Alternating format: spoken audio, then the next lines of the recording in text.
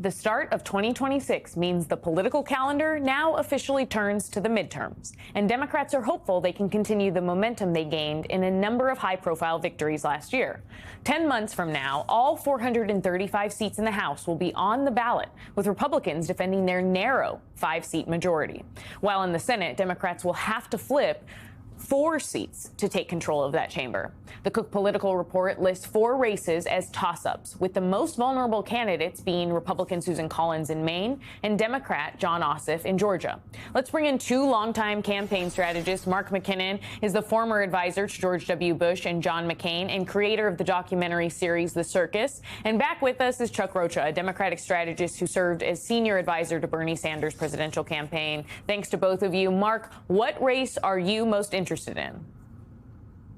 Well, first of all, I'll say that it's, you know, historically, the party that holds the presidency loses the House. Only twice in modern politics has that changed the equation. So that's unlikely to happen. So Democrats are likely to win the House. The average pickup is 25 seats, and they only need to pick up 4, as you just mentioned. So very likely the House will flip. The question is, can Republicans hold the Senate? And the answer is likely yes. But there's some very interesting races. The North Carolina race is very interesting, where Democrats could flip that because they have a very popular former governor, Roy Cooper, who's running. They could flip Maine, where Harris won that race in the presidential race, won it by a point over Trump. But the Republican Susan Collins won, so she's vulnerable. So those are a couple of states that I think are really key. And then there's some wild races like Texas that could really surprise at the end of the day.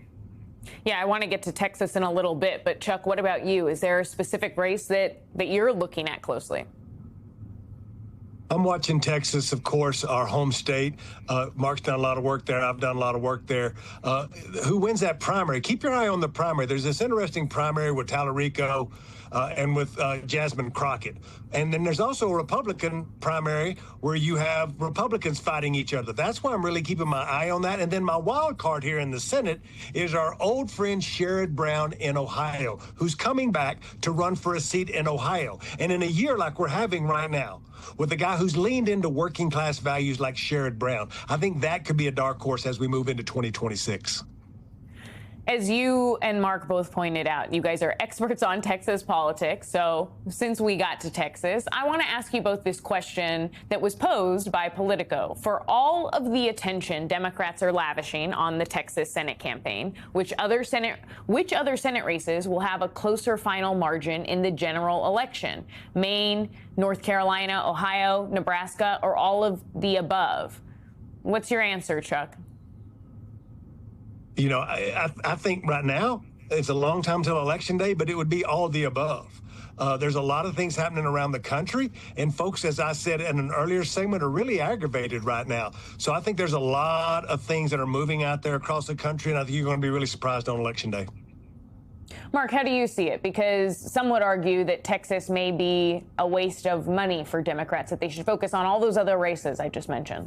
Yeah, I agree. I think you should focus on all the other ones. I mean, it's only if it's a huge wave that Texas would be in play. And listen, I get this question every 2 years. As Chuck said, we've worked a lot in Texas. The last, before I crossed the bridge, I worked for the last Democrat to be elected statewide in Texas. That was Ann Richards, and that was 35 years ago. So, you know, every time this happens, I have to say, just pump the brakes a little bit. You know, Texas has got a long way to go because they make the mistake of saying, oh, it's, you know, demographics are destiny, and because there's a rising Hispanic population, it's going to turn Democratic. Hispanics in Texas are very, very conservative.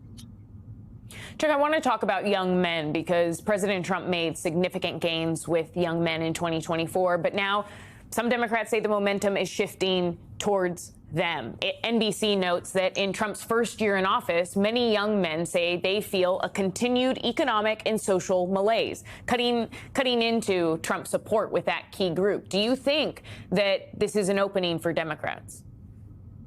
It's an opening. It's yet to see if the Democrats will walk through it, but there is a roadmap. I was a senior advisor to Ruben Gallego in the last race, and I go back 35 years to also running part of Ann Richards' campaign in East Texas when I was a young kid. You know what they had in common?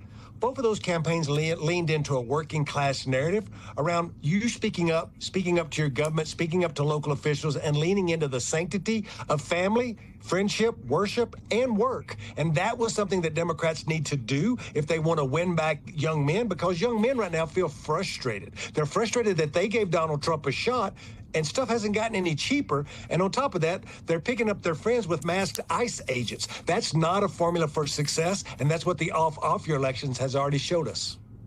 We could ask a ton more questions and get more into the nitty-gritty, but we have to leave it there. Mark McKinnon and Chuck Rocha, thank you.